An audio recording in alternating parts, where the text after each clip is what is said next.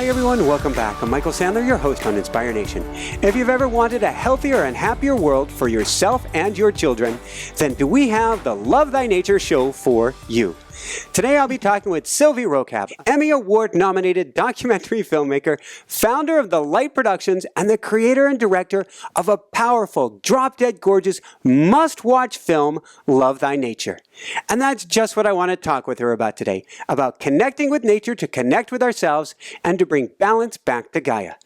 That plus we'll talk about digital kids, early humans, morpho butterflies, a man sliding down a waterfall, a young scientist caressing a tree, a kid playing in the autumn forest, and what in the world Frank the Moray has to do with anything. So welcome, gotcha. So welcome to the show, Sylvie. Are you ready to shine? This is great. I love all the little snippets you already talked about. This is wonderful. Love the introduction. I'm ready to shine. You're already shining, and I'm excited to be here on your show. That's really cool. Inspire Nation, that by itself is really amazing, and we totally need that today. So thank you for inviting me to your show. Well, thank you so much for being here, and thank you. We're going to dive into it. Thank you so much for your incredible work. So it's my pleasure. Before we dive into it, it shows. I'm trying to hold off and segue to the film, but it shows. It is so drop dead gorgeous. I guess we'll tantalize the listener and we'll get to it in a minute. I've got to ask, before we dive right into things, did you grow up as a nature girl? I did grow up as a technophile and nature girl. I was lucky enough that my dad worked with consumer electronics way back in the day when we were dealing with record players and, he used to represent watches and cameras. And so as kids, we would have electronic toys as they were being birthed in this society.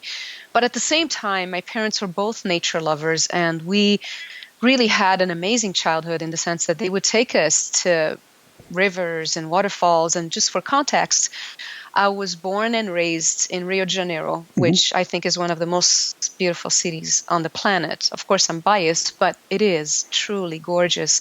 You have the beaches, you have the mountains, you have the Atlantic forest, one of the most biodiverse places on the planet.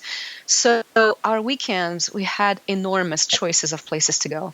So yes, I did have incredible experiences of nature as my playground and as my healing place, as my place of wonder, and all of that definitely played a role in me in every single way and the message I'm yearning to share with the world. Beautiful. And if I understand correctly, when you would go to sleep at night, you heard lizards, toucans, and monkeys? Oh my goodness, you really did your homework. We did have quite a few animals around us, and toucans were occasional. I wouldn't say they were all the time, but yes, we did have toucans in the Atlantic forest. We had what we call micos. They're tiny little monkeys. They're only this big. Wow. And before we even had my parents had no idea where these monkeys were being, where they come from. Nowadays, we wouldn't want to have these monkeys, basically, because we don't know how they're acquired, so to speak.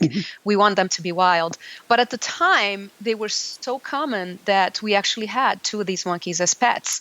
And we had so many pets. We had dogs, we had cats, also birds, and we had the sounds of the forest because we lived in a neighborhood that was surrounded by mountains. And Rio is like that. You have mountains a little bit everywhere.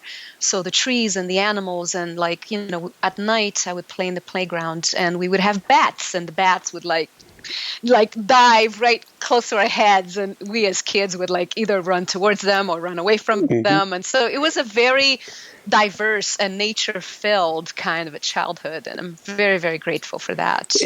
There's kind of a cool synchronicity, which is we're loving. We just moved to this island. It's Emerald Isle. It's the southernmost barrier island in North Carolina, and my wife just experienced yesterday for the first time ever, and she's a long-time snowboarder. She's never surfboard. Yesterday was her first time boogie boarding, and she's cool. like, oh my God. She's like, so the perfect place. Where in the world is there ocean and mountains together? Now she knows. That was about half an hour ago, Sylvie. Oh my goodness, that's amazing. Well, where I live too, like in California, of course we have the ocean and we have the mountains, but there are many places like that. But definitely, if you're adventurous, and she's looking for a good place to boogie board with mountains and the ocean. And I think she'd like warmer water. Warmer water. The water in Brazil is pretty warm compared to California. I would Not think as so. warm as Miami, I have to say. Here, I'm in Miami right now, like in a family little vacation, and it's a hot tub. I mean, literally, it's a hot tub. It's amazing, but delightful too. Any water is beautiful water. Water is such a precious element. And lots of things are coming to mind, but I'll let you guide me into the questions you want to ask me. All right. Well, the first thing is you are very global. You have this global, well, you understand that this is a, we won't quite get there yet, but it's a fixed ecosystem. We're on a spaceship. Everything inside of here, it's one contained little unit. But you come from such a multicultural background that I think has helped give a unique perspective on all of this. Totally. I usually joke with people, I'm either a hybrid or a mutt, depending who you are. Best of both worlds. A big mixture of everything. So my parents were born in Egypt, and they basically ended up in Brazil, where I was born. And I moved to the States, and we spoke French and Italian and Portuguese growing up. And and it's delightful to, on a more serious note, it's really beautiful when you have the opportunity and the chance to connect with people in different cultures.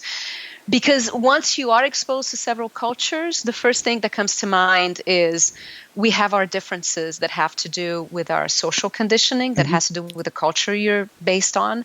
And you get to sort of understand when people have different ways of doing things, you know that it's because of their programming and not because they're good or bad, but it's like you become a little bit more inclusive of everybody. And we are on just one spaceship, that's for sure. And we are, now that the world is becoming a smaller place, we're getting to realize everything is connected. So yeah, it's great. I really encourage people to explore other cultures and venture into talking, even if it's just a dozen words of another culture and, getting a sense of like how they speak and what they like to speak and all of that. So it's really a beautiful thing to have that choice. Very, very cool. How did you get into filmmaking?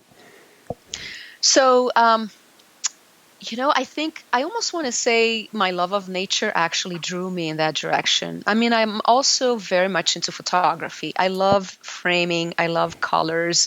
So there's the artist in me. My mother's an artist, and, she loves paintings. And we grew up in an environment where my mother really encouraged us to play with colors, with paint, with, things. And my dad, with the experience in selling cameras, I would always discover new cameras and how to play with those gadgets and all of that. So things kind of came together where I've discovered that framing a camera and capturing nature was just exquisite. And it was also like, even back then, we didn't have the internet and an explosion of information. It was like a way of like, oh my gosh, I'm capturing this gorgeous place or this amazing wild animal or whatever it might be. And you come back home and you're sharing it with people. So it's like, I just fell in love with the whole thing about framing and how do you want to compose your shot. And, maybe I want to play here and get the background out of focus. And then all of a sudden, the greenery in the background becomes kind of fuzzy. And then the person who might be, if you're interviewing somebody or if you're filming an animal, that being comes to life because the background is out of focus. And yet the colors around that person are sort of like painting the canvas and making them be part of this beautiful art. Really, filmmaking is art. So a lot of filmmakers might come from the standpoint of like story first, a dramatic. For me, it was like it's the picture that captivates me, and sharing that picture, and then having a bunch of pictures, and then kind to figure out, it's like, what's the story here, that could be put together, and then, and also the emotion of people sharing. What are they when there are people in the film, or in the clip, or whatever it is that we're creating, whether it's a PSA, a public service announcement, or a feature film, or a television show. because I've worked with television quite a bit too, it's kind of like, what is the emotion? What is the essence of that being, of that person? And then letting them shine, as you say. It's all about letting that being, that person, and the story kind of like synchronistically, as it's intended by the workings of the universe, it just comes to life. And that the beauty for me, it's like witnessing that coming to life. And I'm just kind of helping to frame it and to choose it and to kind of like, give the audience an opportunity to be with it and have a flow to it, and then put the pieces together so that it ends up being an essence that captivates someone's attention, especially in this day and age. I mean, I'm a little bit ADD. It's like, I think a friend of mine was telling me the other day, everybody nowadays is ADD. It's like our attention span is so short. Squirrel. But, but you know what? When we go to the depth of it, we're all yearning for something deeper. Mm-hmm. And so if we're able to create something that actually invites people to stay, right? And then hopefully they have an opportunity to learn by themselves how to stay, even when things are uncomfortable, even when things are a little bit weird, and then life is like that, right? It's the birth and death of experience, and it's joy and pain and sorrow and bliss. And it's like, you never know, but it's like part of our exercise of reducing suffering is to really embrace it all. But in a story, that's an opportunity to engage people in an emotional way and letting them experience whatever they want to experience. And, with my films, I like to inspire them. To me, awe is the thing that I want to share with the world. You're hitting so many of my keywords that I talk about: awe and essence, and drawing people in and presence.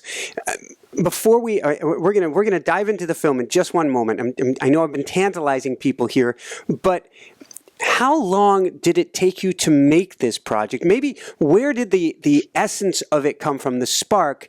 And then how long, because this seems like something that you have been on a marathon, an ultra, or something even beyond that to get this project out. Right. So, when I was sharing with you my childhood and my love of nature and all of that, I had an inkling that I really enjoyed sharing my fascination with other people. So there was that thing about, oh my gosh, you have to see this, you have to experience this, whether it's like touching a bark of a tree or like checking out a monkey that's going wild or whatever it might be, right? So I think from the standpoint of an essence, the essence has always been there to want to share, the beauty, the power, the fun, the excitement, or the drama of what's in nature. For me, it's like it's part of who we are. We're kind of wired to want that. Mm-hmm. And so I think it's always been in me. But there was a crucial moment, like an aha moment, that when I was about 18, I was going through a really rough time. I mean, first of all, I chose to pursue a degree in economics. Go figure, right? An artist that I am. For some reason, I felt like that was the path I wanted to take. Maybe the activist in me and the person who wanted to be financially independent. I wanted to be a power girl who would find her way and whatever. I chose economics. It was torture. And I was growing up in a country that was plagued by corruption and homelessness and a lot of really serious social issues. And I was feeling really lost. And it was Carnival, and the whole country of Brazil during those 5 days goes into music and dance, and it's loud and it's night and day, and everybody's partying in every town and city of the country of Brazil. I chose to go to Mauá, one of my favorite places on the planet. It's this little corner that intersects 3 different states in Brazil, mm-hmm. which is Rio de Janeiro, São Paulo, and Minas Gerais. And it's a pocket of the most beautiful, wildest Atlantic forest. It was virgin forest. And sitting there with my troubles, I remember sitting at the top of a hill looking down at this beautiful valley. And I would just like hear the sounds of like birds, and I could hear the river and some distant waterfall, and then like hearing the shuffling of leaves and these beautiful giant ancient trees just towering into the sky, and they're so beautiful to look at. And just that sense of like, I still get chills to this day, just that sense of like belonging to something that was so much bigger than me, or any one of my troubles, or any one of Brazil's troubles, or anybody's troubles, right? It was just, it's like I totally came alive. And that day I remember thinking to myself, I have no clue what I'm going to end up doing for work, or for, what the universe would open up for me. But the one thing I know that I'm always going to, I'm always going to know, is that as long as I have Mauá, or as long as I have nature, I would be okay. And it was that realization that as long as anybody has nature, they too would be okay. And so I had a sense of like, someday I would love to do something that would make people fall in love with this as much as I am. And so I think that really, talking about essence, this is really where ultimately the project came from. And so I'm in my early 50s, and so I'm actually turning 53 on Tuesday. No way. And so I'm thinking to myself, since 18, you could think of it as like at 18 was when I had that vision, that idea that something would come up. And here it is. It's been 8 years production and another 2 years, so 8 years of making the film. Of course, I'm jumping loops, right? I worked for television, and, we've done stuff. I mean, I've worked for Travel Channel and done some shots for some things for PBS and whatnot, a series for Discovery Health on natural childbirth. It was really interesting. But ultimately, Love Thy Nature was the film I've always wanted to make. Jessica's going to have to talk with you. My wife, she's the producer. She's starting a show on conscious conception, which will then go into mindful pregnancy and along that whole direction. Amazing. Yeah. That is her baby, so to speak. Talk with her. That's great. Awesome. So when we talk about this project coming into being, and television and series, one of the interesting things to me is that you were offered the opportunity when this started to do something, to do a nature series that would have put a lot of money in your pocket, but was going in the opposite direction. That's right. Exactly. And without saying names or anything, somebody called me one day. It was an executive producer that I had worked with. And I was finishing this show, the House of Babies show. And so I was in this place of transition, what's going to be next and whatnot. And I had this opportunity where he was basically saying to me, there's a great gig. You love nature. We're going to be traveling all over the world. You're going to be filming in the wildest places on the planet. And the whole idea is to capture critters like in a really scary kind of way. And so it was all about like using these magnifying lenses and wide angle lenses that would make spiders look ginormous, and like snakes crawling from trees, and like just kind of like the creepy parts of nature. And it was really ironic because, like you said, it would be paying me a really nice fat check every month. But it would be actually filming nature. It would be traveling the world, which are things that I love to do. But it was in the radical opposite spectrum of the essence that I wanted to create. I'm like, I want to create something that way people fall in love with nature. And here, somehow the opportunity came about where somebody's offering me an opportunity to work on something that's about making people be really freaked out by nature. It's almost like there's someone somewhere, like some essence of being or some dimension that I can't quite understand or perceive, that's going like, blinking like, which one are you going to choose now? You know what I mean? So, I mean, the answer to that story, obviously, I chose the path that I was feeling a call to take, and, just took a chance and believed that it was going to happen. And it was very challenging because I basically sold my house. I was living in Florida at the time. I was living in South, in Coral Gables. And basically just shipped all my stuff and took a leap of faith and went to Los Angeles because I felt like I needed to be in the film capital of the world, and started working on Love Thy Nature. And this was like 2007. And guess what? 2008 was the year we had the Big Depression. And so here I was, a filmmaker trying to, just about to get started with a big fundraising effort and all of that. And then the economy comes crashing down. So it was very challenging, I have to say. But, when I look back, I think to myself, I put the film in the back burner. It took another year and a half, and I was in a creative standstill. I was in a financial standstill, and, ended up having a roommate. So I rented a room in my house and all of that stuff that people go through to make things happen when you're in a big depression. But you know what? When you're meant to do something you really love and that you really are passionate about, even if you end up doing it at night or on weekends or whatever, one day I had a dream that was a very clear indication I was supposed to, go back and start filming. And every sign I had around me What was in the that. dream, if you don't mind me asking? No, I don't. When you're like just waking up, like wee hours in the morning, it must have been like 4:30, very early. I remember having a dream that my sister-in-law, who at the time was, she still is, she's a yoga teacher, right?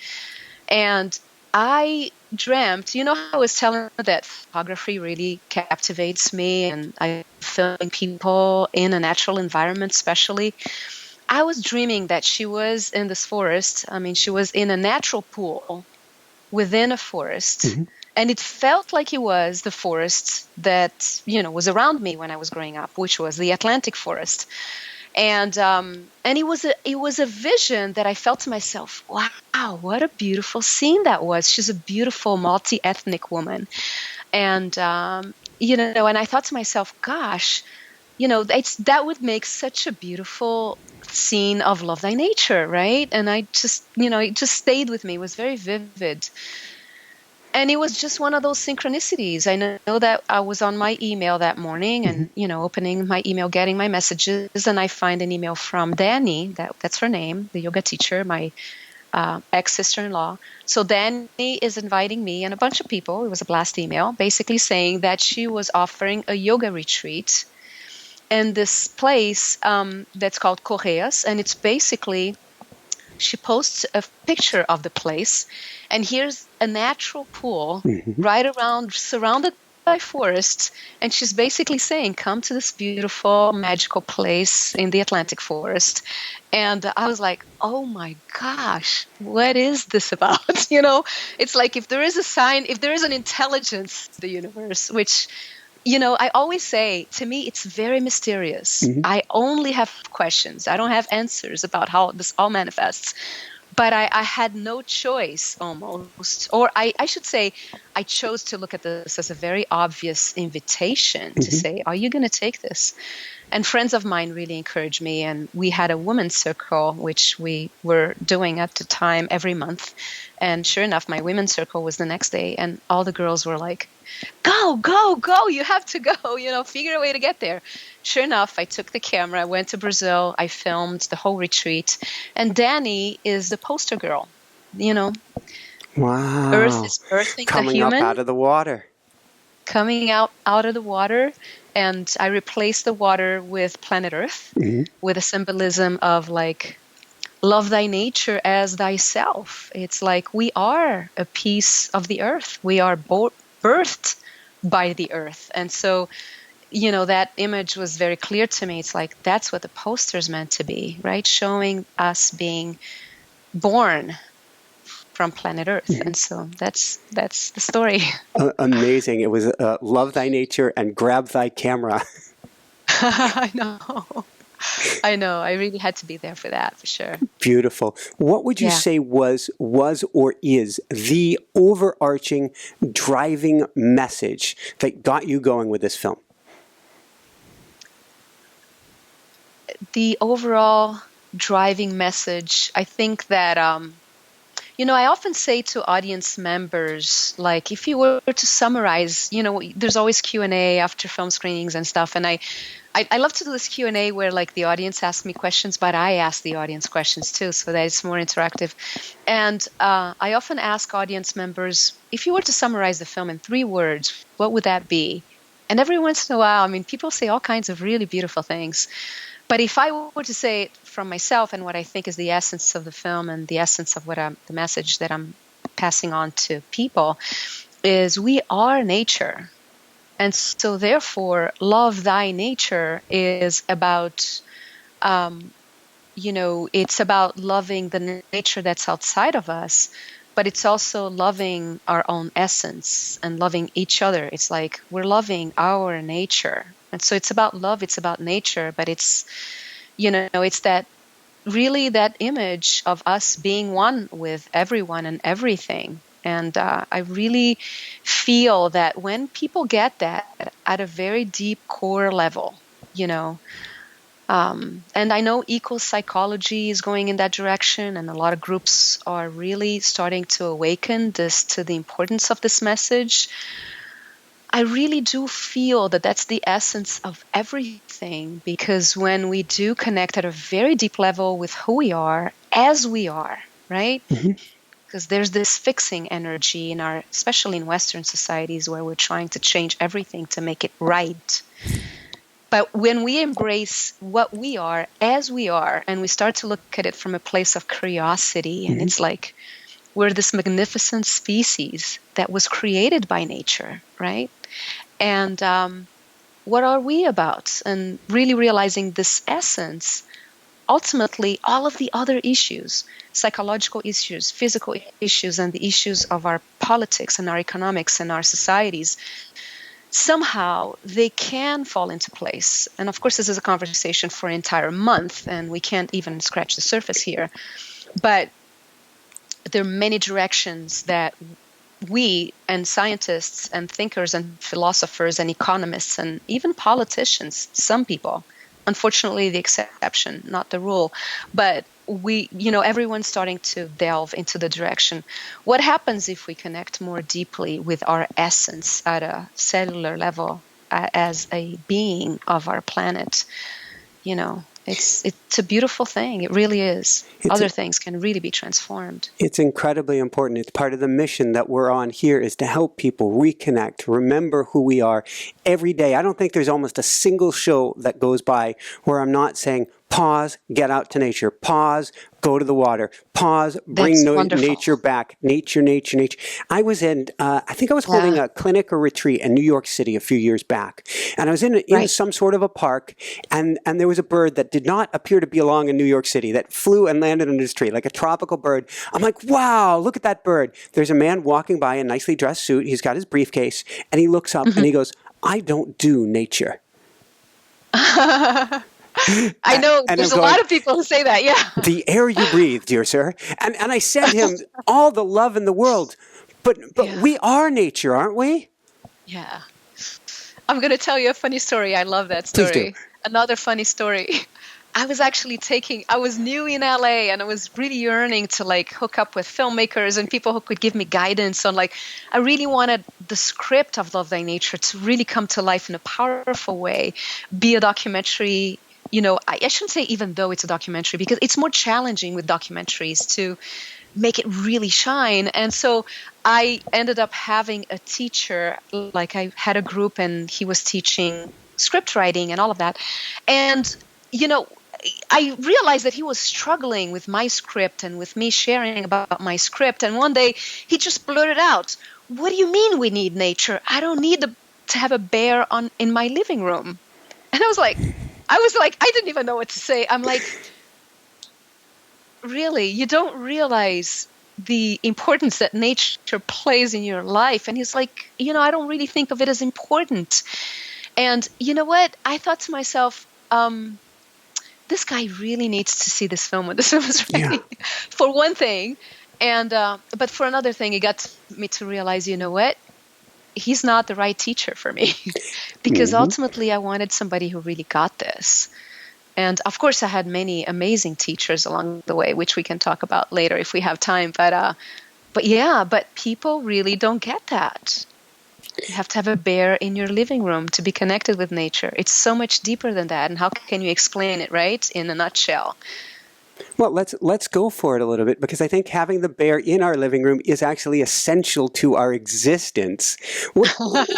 You're doing a beautiful job in this movie of painting a picture, of telling a story, of making an argument, making a case that sounds so weak. I consider it a truth that we could not be extracted from nature because we are nature, even if we tried, and so we're completely lost. But you have this brilliant example, and I've heard of it before, but you lay it out as a timeline of the existence of quote-unquote nature on Earth. Maybe we can go there for a second, because it's a brilliant way of illustrating it.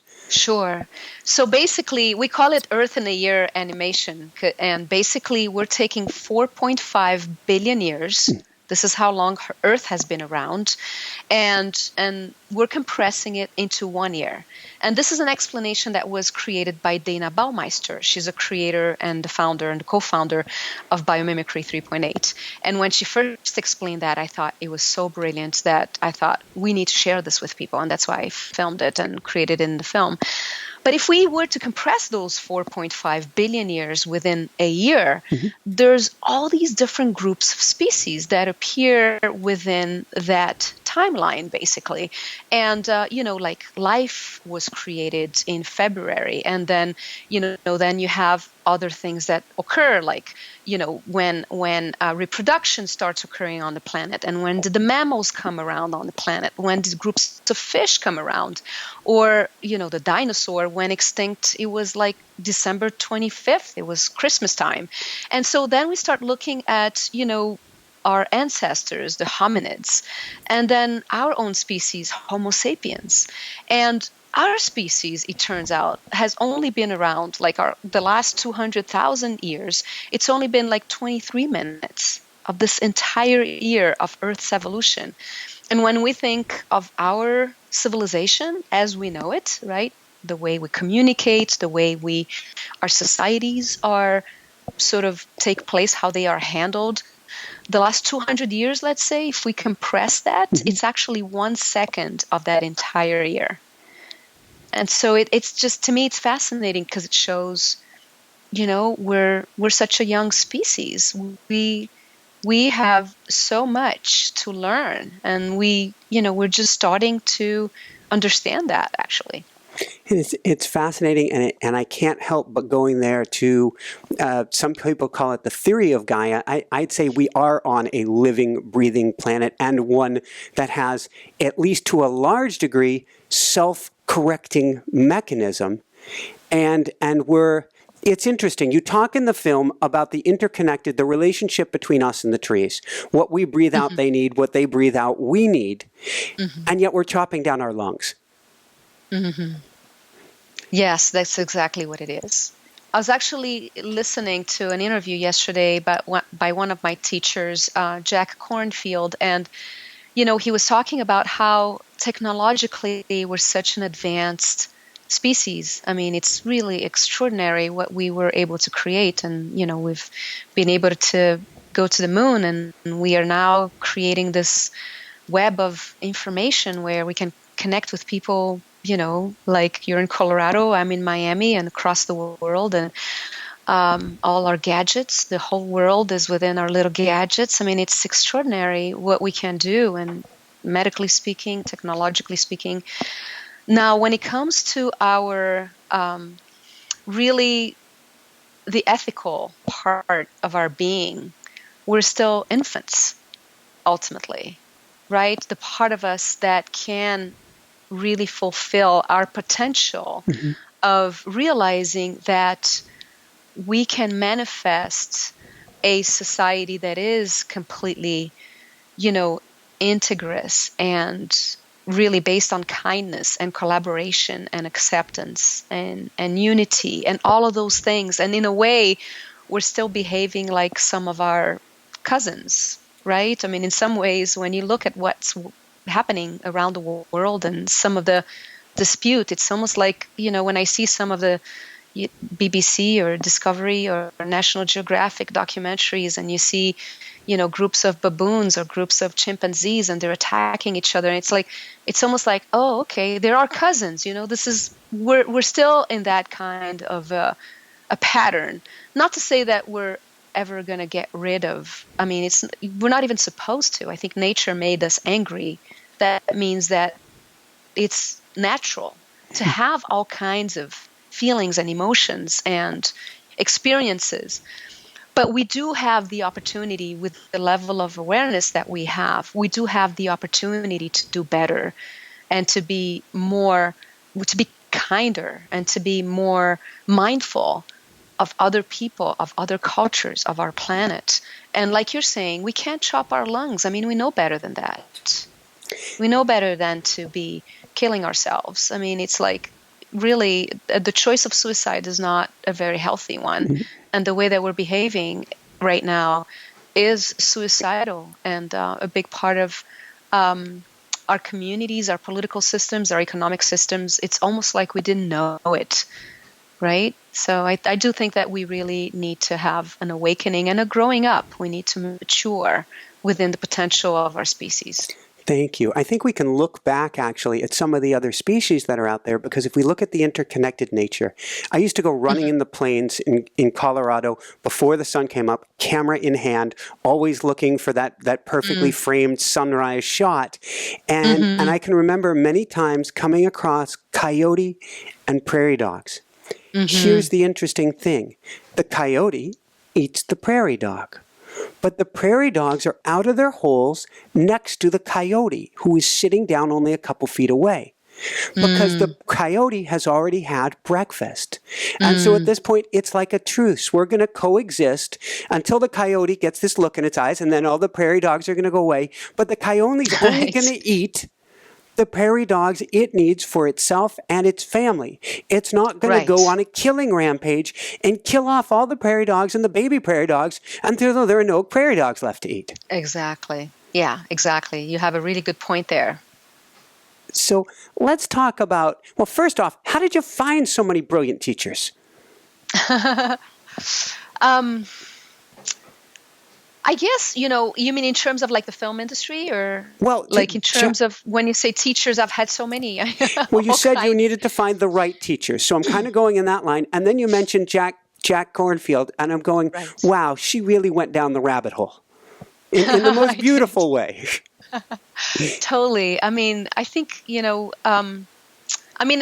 I'm a seeker, so I love to learn. And one of the things that I'm really grateful for, and that's an opportunity, I think, of being in Southern California, in terms of my spiritual teachers, in terms of my spiritual lessons. I mean, I've gone many different paths, and I've explored, I guess it's part of being a multicultural person who's had like several cultures in my background. I've also explored several different spiritual paths. But the one that I think is most resonant with me is the Buddhist path. And right now I'm pursuing and I'm experiencing Vipassana type of meditation. And so I go to Insight LA, and Trudy Goodman is my teacher there. And so I attend a delightful group of people who meets every Sunday. And she and Jack Cornfield got married recently. And so every once in a while we have Jack who visits us, and, he sort of gifts us with his presence as well. And they're both wonderful teachers. And so, I try to be pretty disciplined about attending those teachings on Sundays. And, and then in the film industry, I met some really great people. And I think that one of the teacher collaborators in the film industry was Fernanda Rossi. And she was the person who helped me to take a script, which felt more like a traditional documentary, and kind of transform it in a way that it becomes a personal story, a personal journey. And I remember, I felt like my script was complete. The film was practically done. And when I consulted with Fernanda, I was like, there's something missing here. There's an edge on the script. I feel like I want my audience to be a lot more engaged. And it's it's got amazing imagery and all of that, but I don't feel I'm there yet. And so she said, you know what, we're going to change one thing on your script. And how about if we were to tell the story from the standpoint of somebody's story? And I freaked out a little bit. And I thought, what do you mean? You mean I'm going to be trashing the script I've been writing for the last, I don't know how many years, and we're going to start from scratch? That doesn't make sense. It's like, think of it as like, your air conditioning is not working very well. Mm-hmm. I'm only going to change that one bolt in your air conditioner, and everything's going to fall into place. And sure enough, she said, who is the first person you want this to be? Whose voice is this? If you were to, and some friends were saying, tell your story, growing up in Rio de Janeiro and being so exotic and like being surrounded by all these beings and falling in love with the forest. And I'm like, no. It's not my story. It's everybody's story. How are you going to make this happen? Who is everybody? Everybody is this being called Homo sapiens. So, and of course, when Liam Neeson said yes to the invitation, I was like, oh my gosh, he was my top choice among 12 celebrities. And I was like, so Liam is sapiens. And he goes, my name is Sapiens, Homo sapiens. And I'm 200,000 years old. And this is my life today. And boom, and here it starts, like, right, with the, time lapse and crazy energy of our lives today. And then, boom, the contrast of that maddening time lapse, very loud and intense, destructive, you could say, energy into, a shot of a helicopter just like zooming into the lake and opening up to the forest with Love Thy Nature. And of course, the rest of it, the audience doesn't, but, it's basically that sense of like the story of where are we today and where could we be? Where do we come from? And what do we want to make out of this one and only precious life, as Mary Oliver has always said, right? So, and connecting with nature, I think, is critical to everyone's well-being. Thank you so much for sharing on that. You bring a lot of kids into the movie. They're the children theme and the baby theme. And for my wife who has babies on the brain, she's watching it with me going, baby, baby, baby. But there is a lot to be said. And first off, from an emotional connection, if you want to change the world, remind people it's for your kids. And there's a lot more likely of a chance you're going to get the job done. There's so much we can cover in this movie. And everybody, you're going to want to go out, watch the movie. You'll get a lot more of a sense than we can ever maybe describe here. But what are a few of the key take-home messages for children? Because I think this is so important. Absolutely. I think that the kids of today, this is probably maybe the first generation or the second, but, we're at a very tiny speck of time in which all of a sudden children who by nature are supposed to be exploring the world, discovering, making meaning and sense of their place in this bigger picture. All of a sudden, we're raising kids that are confined in four walls. They're confined within their digital gadgets. And you see very young kids that, spend way too much time indoors and in technology. Not to say that there's a problem with technology. I'm the first one to say I was raised as a technophile. Back then it was a different technology. But technology nonetheless, technology is a beautiful thing. But it's about balance, right? Balance, like when we think of our bodies, we still sleep a number of hours every night because otherwise we can't survive. For children, it's absolutely critical that they have an opportunity for their physical development in every way so that their bodies and their muscles get to awaken and to be healthy and strong, even in terms of eye issues. They're discovering that kids that don't have an experience with nature have a tendency to have eye problems at a very early age. ADD, it turns out that attention deficit disorder or attention deficit hyperactivity disorder, one of the key ways to treat that is to actually offer nature to kids, the experience of nature to kids. And not to mention the importance of, nutrition and pure air and pure water, which, of course, I'm sure your audience, we don't need to talk about that with your group of people because it's very, it's a given. But now talking about the development of the brain and the development of the body, and even more than that, their spiritual development, right? Their emotional development. I mean, we need children who are able to go outside and realize they're not alone in the universe, right? It's like Richard Louv says, the fabulous, amazing author of the beautiful book, The Last Child in the Woods. He's written many books, but if you out there haven't heard of Richard Louv and this topic is touching you, please check him out because you're going to be touched by his work. And he talks about there's something about a child being able to be out in the grass and experiencing the wind, turning over a rock and discovering that he or she is not alone in the universe, right? There are all these other little beings. I mean, there's something magical about our world, and depriving our children of that experience is very sad. But here's the thing. Oftentimes I hear, talking with many parents, I hear a lot of parents say, my kids don't want to do that. They don't want to go outside. This is what they want to do. And I often say two things. One of them is, do you always allow your kids to do exactly what they want? Or do you make sure that they go to bed? Do you make sure they eat healthy? So it's like, there's that, right? Because a child to fall in love with the outdoors, they need to have that experience to even know what that's about. Yes, we have bugs, right? We have discomfort. It's part of being human, right? It's about touching the discomfort and being okay with it and knowing that's okay. But there's also a tremendous amount of opportunity for them out there. And the second point is, do you as a parent, and I don't mean to say that in a I want to lecture anybody, but it's like, it's an opportunity for inner exploration. I myself ask myself that. I don't have kids, but I ask myself that question. Did you have your nature fix today? Yes.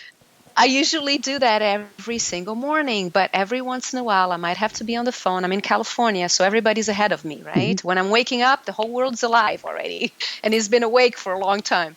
So sometimes, some mornings, I'm not able to do my morning routine of getting my nature fix and my exercise right out the door early morning. When I don't do that, by the end of the day, it's almost like inevitable. If I don't have my nature fix, if I don't have my meditation or my time outdoors, I get tense more easily. And it's like, okay, so my team members oftentimes, my film team, oftentimes they would tell me, it's like, Sylvie, I think you need a nature fix today. I'm like, okay, you're right. I'm going to go on a walk now, But we need to do that for ourselves. And as parents, if we want to teach our children these messages and wanting them to explore the outdoors, do it yourself. It's like, make sure that you plan that. We have time in our calendars where we say, I have a doctor's appointment at 2 p.m. on a Thursday, or I have a meeting, or there's a parent-teacher association meeting or whatever. All those things are down on our calendars. And some of us have little beeps that remind us. Why don't we put that on our calendar? Nature time needs to be on our calendar. And for kids, it's just hugely critical. There are a lot of studies out there. I mean, I'm saying it, but there are like thousands of studies out there that talks about the importance of children in nature, experiencing nature from a very early age. Thank you so much. I think it My is pleasure.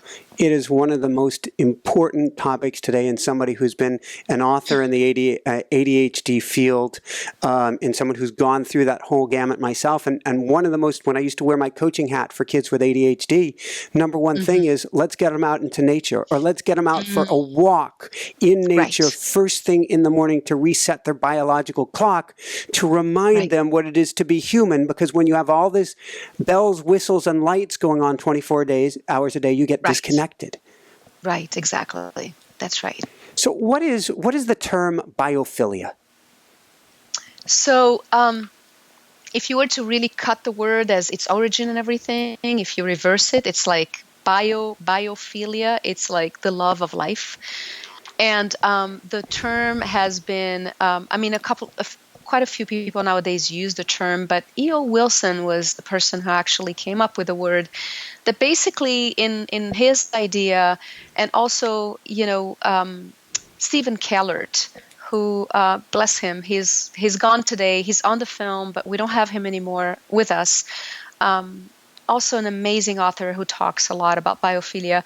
And it's basically the idea that we are wired to be connected with nature, and that everything about us yearns for a connection with nature. So there are many, many elements to biophilia. And on the film, we have this almost like meditative segment that is all, the whole segment is in slow motion, and it explores all these different ways in which we experience biophilia. So we have this little kid exploring a crab for the first time, as the crab, like he's in the water, and it's like a little water crab. And I think it was the first time he ever saw that, because, he's actually looking at the crab as the crab is crawling through his hand, and he's turning his hand, and it's such a magical moment, right? Because we were filming, but the kid was so absorbed by the crab that he completely became mesmerized by it. And that, to me, that's one of my favorite scenes for that reason. And then, so that's curiosity.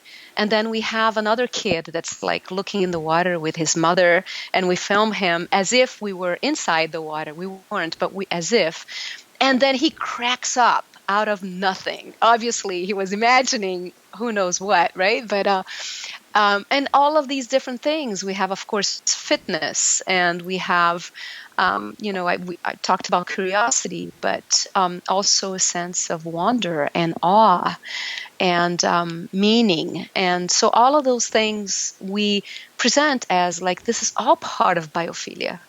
This is really the gifts, these are the gifts of nature, of really giving us the opportunity to experience those emotions by being connected with nature. Thank you. Once we watch this film, and you talk about some things at the end of the film, once we watch this and we go, wait a second, I'm waking up, I'm getting the idea, we got to do something here. What are some ways we can start to help or begin helping today? There are so many ways, and usually what I often tell folks, and I tell myself, is that time in nature is the very first thing that ignites our inner activist.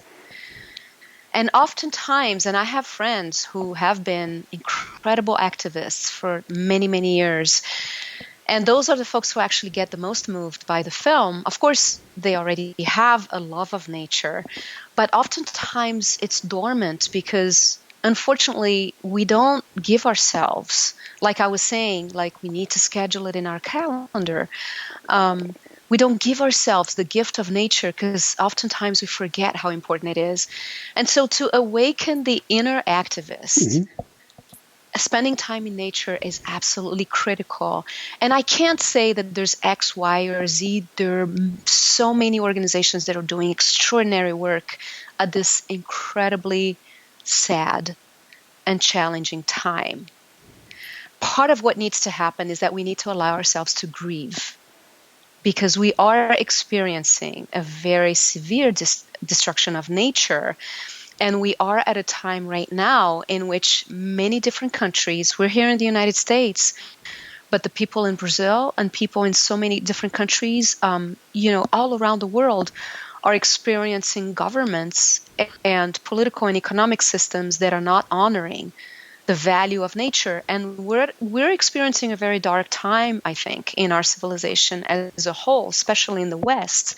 And I think that it's really incredible to have the opportunity to find inner guidance of which one of these organizations do I want to join, if that's what's true for you, or which one do I want to contribute to, or how do I want to make a difference. It might be that your gift is to do what I've been doing, which is to inspire people to awaken a love of nature, and finding out that there are a lot of city people and very type A personalities that are actually thinking like, oh, there's something here for me. And even folks who are across the aisle, political aisle from where I belong to, who are inspired by the film and who feel like, oh, there's a conversation here that we should all have. It's not political. And so, but there is a component right now that is very significantly political right now that needs to happen. And I find that people should look at all the organizations out there, whether it's the Sierra Club, whether it's NRDC, the Natural Resources Defense Council, or, the World Wildlife Fund, and so many others out there that are just doing so much beautiful work to protect and restore nature. Jane Goodall, she's actually teaching a class. Love her. Isn't she amazing? A master class on how to become an activist to inspire people to love nature and protect it, right? And protecting chimpanzees and, your local regions. We need protecting everything. Everyone has their piece of nature, right? Mm-hmm. Often right in their backyards or sometimes a mile away. Whatever your piece of nature might be, right? We can start small. We can start with what resonates in our hearts. We can start with the fight, so quote unquote, the fight. The fight needs to start from inspiration, I feel. We fight for the things that we absolutely love, right? We protect I say what we fight love. Out of love. We fight out of love. I love that. Great saying. I'll steal it from you. Yeah. On that note, usually as I'm wrapping things up, I ask what brings you the greatest happiness or the woohoo factor. In this case, I want to see what brings you the greatest hope, or what I call the woohoo factor. The greatest hope. Oh my goodness. Many things brings me hope. The opportunity to have a conversation with you brings me hope. I find hope in like tiny little things throughout the day. The person out there who is witnessing this conversation, you out there who you are listening and talking with us. In my imagination, there's somebody out there talking with us in their minds. Mm-hmm. You are my hope. The people who watch my film are my hope. I hope that my film inspires hope, and I hear that that's what it does to people. It inspires, and it inspires hope. They're two different things, right? What gives me hope is the sense that when we look at the really big picture, like in the thousands of years, right? When we look at like who we were as a species in the Middle Ages, where forms of entertainment were to kill somebody in public places where children would witness, or 3,000 years ago, we would have had questioning about whether democracy was even a possibility. It was considered to be like a crazy, chaotic idea that would end our civilization. Just 100 years ago, we women didn't even have the right to vote. And what gives me hope is the knowing that nature gives me hope, obviously, and just sitting by the water, like right now, as I said, I'm in Miami, and one of the things I love to do in the morning is to go by the beach and to listen to the waves crashing, and also witnessing the weather. The weather here changes by the hour sometimes. And nature teaches us that the storm does come. And we know that after a storm, the sun shines brighter. And, and it is about mindfulness too. I really do believe that a big part of my growth and of everybody's growth is to realize that, yes, we are a creature of comforts. Every creature on this planet wants to have comfort. But we also have to befriend the parts of us that are uncomfortable, that are painful, that are difficult, and that are challenging. Because nature made us experience all of it for a reason. And, this is probably another hour of conversation, but, I do think that the sun shines brighter. The sky is bluer after the storm. And not to say that we have to just sit and watch the storm. I do think that when the storm is here is the time that we have to protect ourselves, our places, our communities. We need to make sure that the lightning is not going to be hitting us and killing us. We need to do the things that we need to do to get ourselves prepared and fight the love fight, I guess. And we're at a time in which the most empowering and hopeful thing we can do is to find a way to make a difference in our lives and the lives of others and the lives of our communities in whatever way it resonates. But we can't do spiritual bypass. That's the one thing I encourage people not to do, is to say, this too shall pass and I'll close my eyes. We close our eyes and we go within, but we also need to keep our eyes very wide open. I call it the and two-step. really have the courage. I call it didn't mean to interrupt, but I call it the two-step, which is you can understand, that there's a part of you that, I don't know if we want to call it duality or what, there's a part of you that can go, this too shall pass, and I will take a step forward. Exactly. It's the dance. It's the dance. Exactly. We do need to keep taking steps forward, that's for sure. Yeah. This has been a true honor and a treat. Few wrap-up questions. I have a list of like 100 questions, and so many of them you hit without me even having to touch them. So that's when we're in flow. Good. The challenge I have is that there's so many things I want to talk about, and trying to keep it concise can be really a challenge. So I hope I didn't make it too long, per answer. But I was trying to do the dance of like, okay, let me bring myself back here, Perfect. I would say perfect. I'm so glad. I'm really enjoying our conversation. You really do an awesome job. And boy, the homework you've done, it's amazing. I don't think anybody has studied my website or information out there the way you have. So it's very cool. Thank you. And the way I say it is, you've gone through the time. You went through 8-10 years of your life to put this together. The least I can do is my homework to help you put it out to the world. Thank you for doing that. It's really awesome. Great.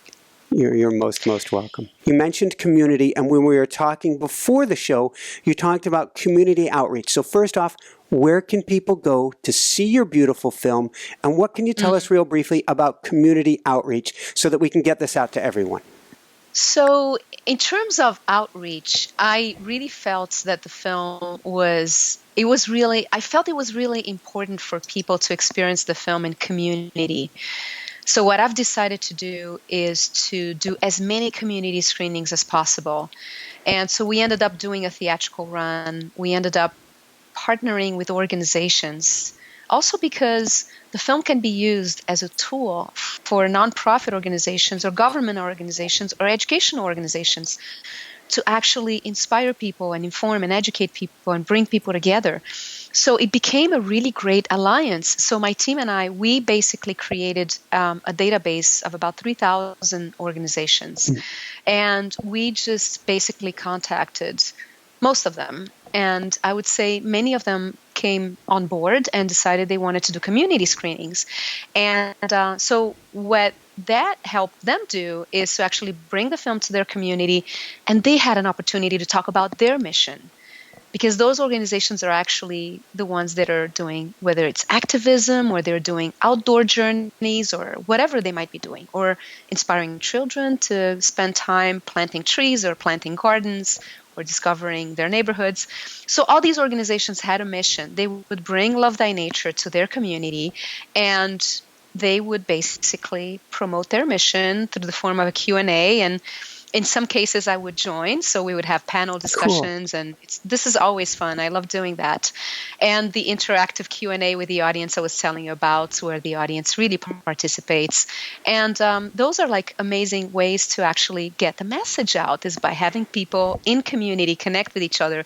So we've done nearly 300 screenings, and we've been in about 140 cities and 16 countries. And we're still going. I mean, the summertime is a little bit slower because everybody's, the kids are off and people are taking vacation. But in the fall time is really when we do our next outreach. And so we're going to basically be getting in touch with people, with organizations, and see whoever wants to bring the film to their communities. And so this is for like events, for like Love Thy Nature events. And we have a host a screening button on our website where people can learn just the simple tools. It's very easy to bring a film to the community. And the other thing is the film's available online, like for, your viewers who might want to see the film, or maybe because it's so visual and beautiful, some people have preferred to buy a Blu-ray or a DVD and have the film with them and watch it over and over again, or they can download the film. And so lovethynature.com is our website. And basically, people can watch the film in any way they want. It's a very simple way to acquire the film nowadays. Perfect. On that note, we're going to jump into a little meditation. Before we do that, Sure. Any last words of wisdom you want to share with people today? I would like to say to folks to really keep the hope alive. I want to tell folks, just keep the hope alive, because we need to be hopeful in order for us to really get through this very difficult time right now. And hope is really what makes us shine, is that sense of like everything is possible. And it is really possible for us to replenish our planet. And even though we're going through very dark times right now, it's very possible.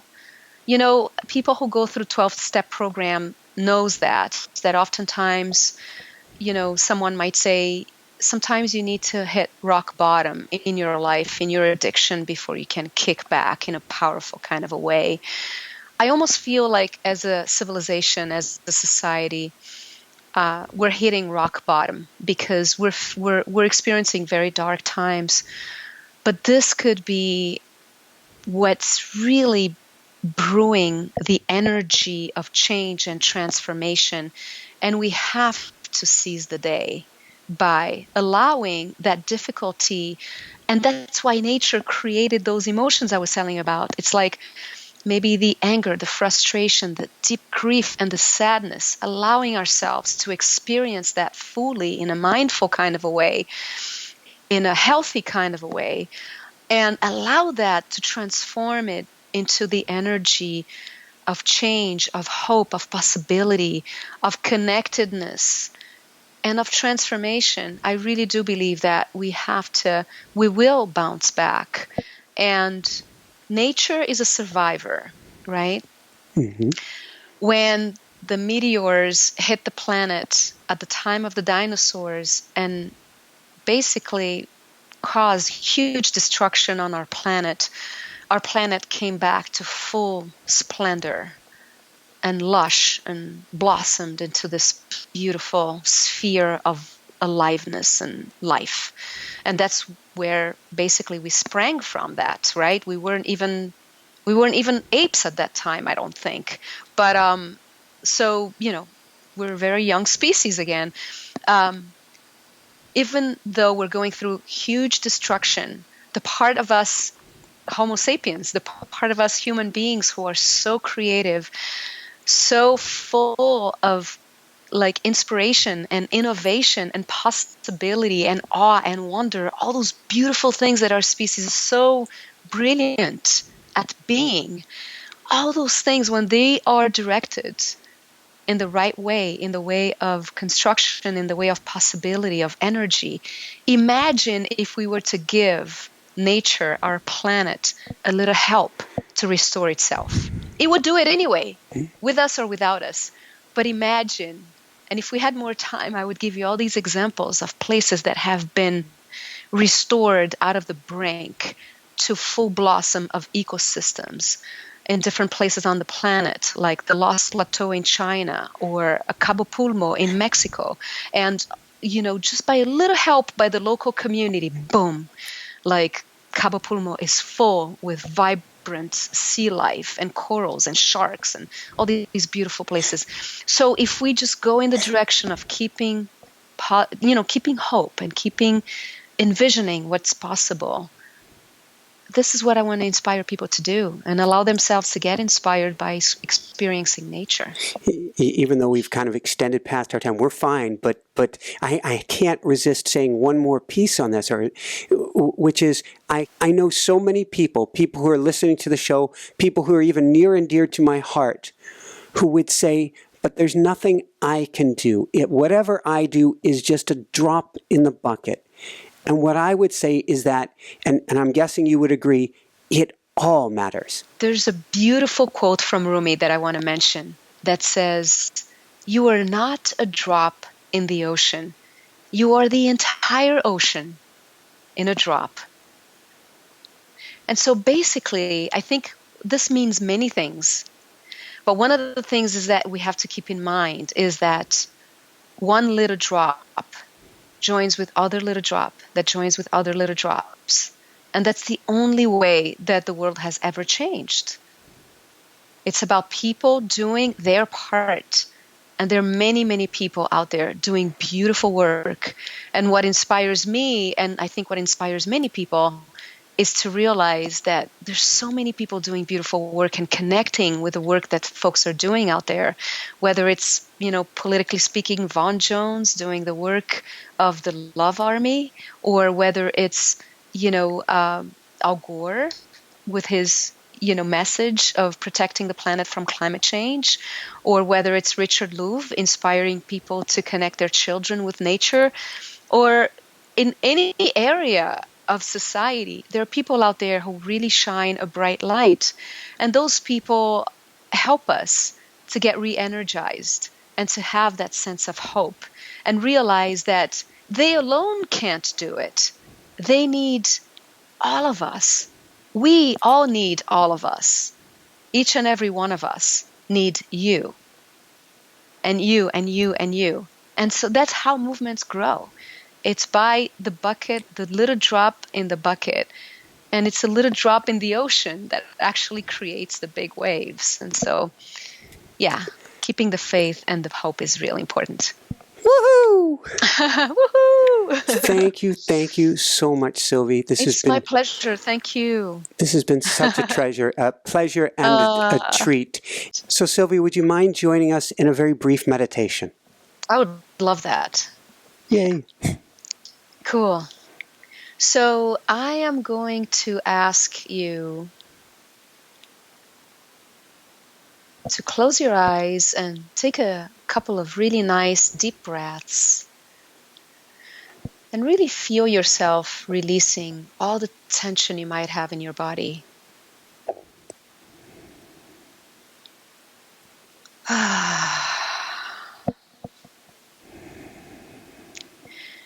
And imagine that you're walking at a beach. You're feeling the sand underneath your feet. You smell that delicious, moist, salty, wonderful smell of ocean. You might hear some birds and some seagulls crying. Let yourself gaze at the horizon and allow yourself to ask a question. Something that you might have been struggling with, or a direction that you might need to take. A resolution that you might need, or maybe just listen to something that wants to manifest itself. And take that with you, approaching the water. Now the sand starts feeling moist. You can feel your little toes just touching that wet sand and the waves caressing your feet. Your ankles now are immersed in water. And you see this beautiful ocean in front of you. Don't even worry if you know how to swim. Just know that you can take a dive and feel alive. The beautiful, delicious water just surrounds your body. And it's nice and cool.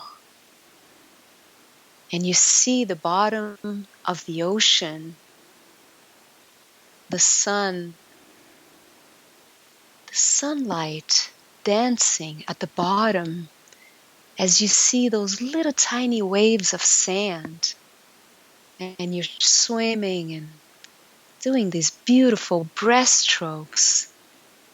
You come up for air and you go back down just to discover what you might find. Beautiful, colorful, curious little fish comes and stares at you, checking you out. Who are you? What is your role in this life? And they might swim away in a kind of funny little way, and you're just checking them out. And then you might see that beautiful coral with all this life. And there might be little tentacles and jellyfish and maybe little starfish right around the coral, just sitting there, kind of looking at you. It's almost like the whole ocean and all of that life is now inviting you and curiously wondering, what are you about? And you might find yourself wanting to just explore. You might be wanting to swim farther, or you might want to just turn around and let the salty water make you float where there's no effort whatsoever, and you're just enjoying being there or swimming, and realizing that you're actually diving within the meaning of your life, within the meaning of your question, and just letting the ocean or letting the sky or the clouds just speak with you. Even if you don't hear words, we'll be in silence for a little while. But just be open to whatever might come. Even if nothing comes, something will come eventually. But just be with that for maybe just a few seconds.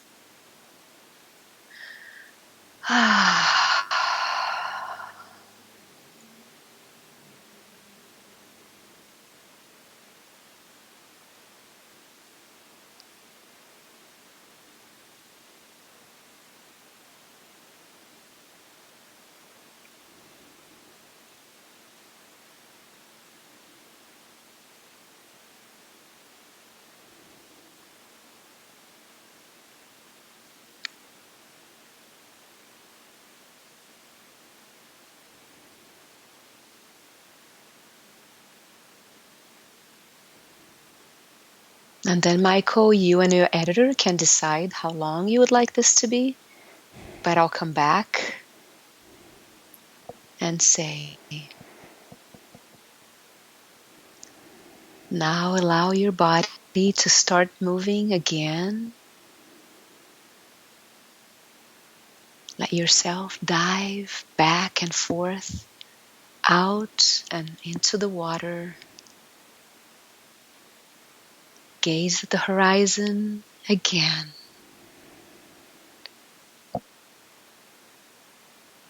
And realize that you are part of this beautiful, precious, delicious, wise, magnificent birthplace that cradles you day after day, minute after minute.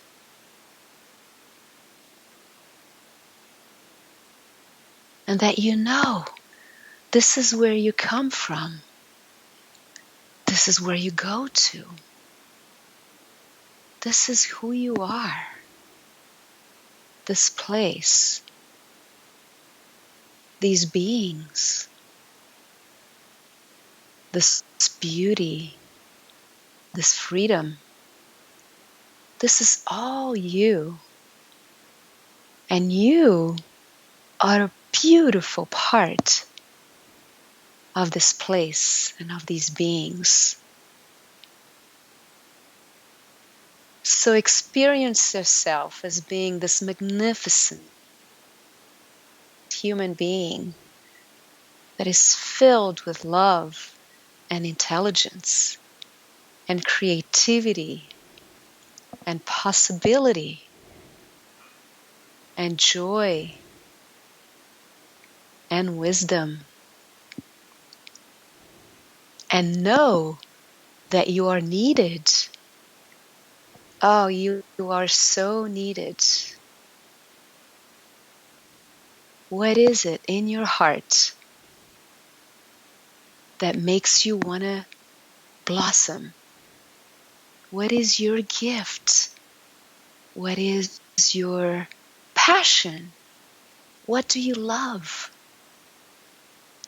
What the world needs is for you to share with us what it is that you love, that is precious to you, and manifest it in your own beautiful, precious, magnificent way. Yes, we do need you. So allow this beautiful place and these beautiful beings one last time. You might want to take some sweet little dives again, or check out those little beings and the curious fish. There might be that colorful little parrotfish staring at you again. Find yourself swimming, gently swimming, but really enjoying your swim. Back to the beach. You feel so refreshed, rejuvenated, energized, filled with gratitude and wonder.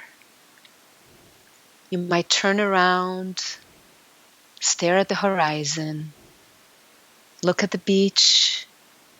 You want to send it gratitude. You might want to send it a kiss.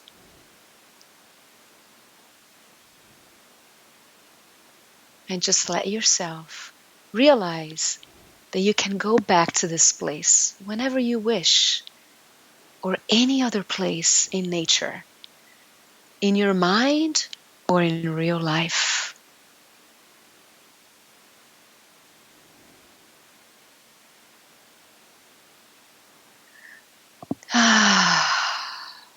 Take another deep breath. Let yourself get back in your body. Gently wiggle your toes. Feel your chest rising as you breathe deeply. Now you're back in your seat, wherever you are, and just realizing nature is a place you can always go back to. It's your birthplace. Let yourself enjoy it. Rumi has a beautiful quote that says, "Let the beauty of what you love be what you do. There are 1,000 ways to kneel and kiss the earth." And I like to add, with Rumi's permission, there are 1,000,000 ways to be kissed by the earth. Let yourself be kissed.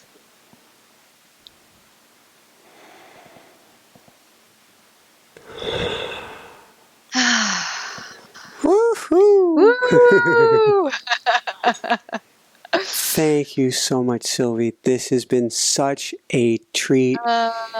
Such a treat. You are such a storyteller and a guide and a beacon of bright light.